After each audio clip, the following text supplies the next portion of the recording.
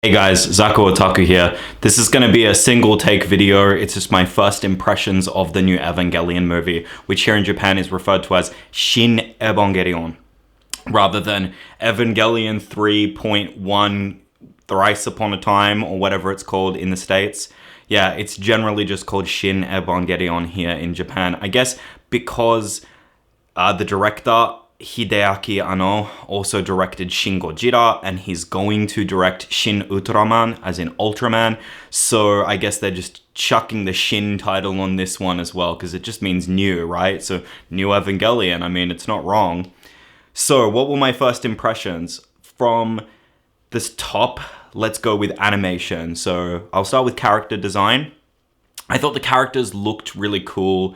There were some kind of twists on some existing characters and seeing them in new ways that I thought was really interesting. So no complaints from me there. As far as the design of the Evangelion go and the kind of angels and everything in between, they are some of the coolest and most interesting designs I've seen in Evangelion. I really felt like this was the weirdest looking designs. There were combinations of existing previous designs mixed in with new designs. There were a lot more like flying machines and tank-like machines and all of these variations on the Evangelion units themselves, which made everything look really mechanical, but also at the same time much more organic. Especially towards the end of the film, I felt like they really leaned into the fact that the Evangelion are bio machines rather than just mecha. And some of the moves that they used and some of the things that they did and some of the attacks, I guess you would call them, that the Evangelion had were very monster-like, almost mythical in appearance, which I feel Evangelion has always kind of insinuated but never had the budget to pull off effectively. This film really leans into that. They kind of reminded me of symbiotes from like Spider-Man. The Evangelions themselves, they moved and acted more like these kind of fluid, kind of incomprehensible messes of tissue and sinew and metal all kind of put together in a kind of scrappy way, like a symbiote suit on top of a human. It was definitely my aesthetic. I really enjoyed it. As far as the fighting goes, in terms of the motion of the animation, it had a kind of floatiness to the animation that at first I didn't really like. If you've seen the first 15 minutes of the film that are set in like Paris or whatever, with the Eiffel Tower as the opening shot, that's the same as in this movie. You've seen that before. That's not a spoiler. That's the beginning of the movie. It has that kind of floaty vibe to it throughout the entire film. The Evangelion themselves very seldom have a feeling of weight to them in this movie. They are more almost esoteric creatures, so they do float more and they do regrow parts more frequently, and they're more fluid both physically and in motion. There's this real liquidiness to them, both, like I said, in terms of the design, but also in terms of how they move. The whole film has almost two different animation styles. The human animation, which is very grounded and very realistic and very like people walking places, you know, like very human looking. And then the animation of the mecha and of the Evangelion, they're not even mecha, are they, is almost like a completely different animation style. They mesh together well. It doesn't feel like you're watching two different movies, but it does give you the impression that these are two very different organisms, human and Evangelion. I also really liked the way that the floating gunships moved throughout the film. There are these, because they've run out of Evangelions and they've run out of angels, there needs to be other things to fight. So they have these like big floating robot gunship things. I don't know how to explain them very well.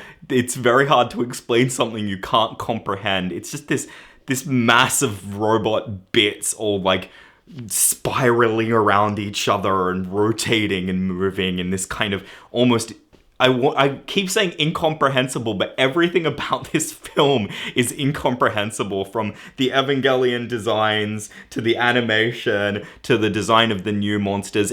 Everything is really incomprehensible. And that's not even getting to the storyline, which my Japanese is not very good, I'm gonna admit. So I don't really want to talk too much about story, because I'm not entirely sure if what I understood is actually what was going on. That being said, a lot of the film is very visual. In fact, my favorite part of the film is straight after that opening 14 minutes of like fighting in Paris. It's just the three Evangelion main pilots, Shinji, Rei, and Asuka. And I want to say Mari has kind of come into her own, so I don't want to count her out, but she's not in this part.